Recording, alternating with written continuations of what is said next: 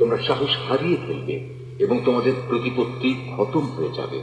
তোমরা ধৈর্য ধারণ করো, অবশ্যই আল্লাহ তাআলা ধৈর্যশীলদের সাথে রয়েছেন। ولا تكونوا كالذين خرجوا من ديارهم بطرا ورئاء الناس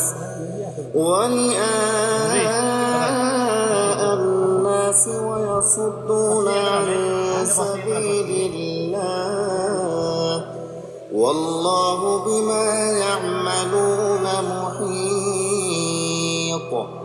তোমরা কখনো তাদের মতো হয়ে না যারা অহংকার ও লোকদের নিজেদের শান শওকত দেখানোর জন্য নিজেদের ঘর থেকে বেরিয়ে এসেছে এবং সাধারণ মানুষদের যারা আল্লাহ তাআলার পথ থেকে ফিরিয়ে রাখে।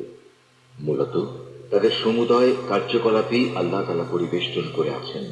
وَإِذْ زَيَّنَ لَهُمُ الشَّيْطَانُ أَعْمَالَهُمْ وَقَالَ لَا غَالِبَ لَكُمُ الْيَوْمَ مِنَ النَّاسِ وَإِنِّي جَارٌ لَكُمْ فَلَمَّا تَرَاءَتِ الْفِئَتَانِ نَكَصَ عَلَى عَقِبَيْهِ وقال إني بريء منكم إني أرى ما لا ترون إني أخاف الله والله شديد العقاب।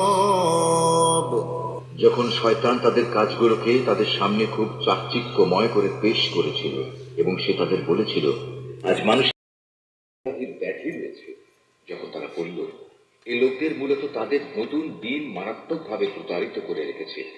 সত্য কথা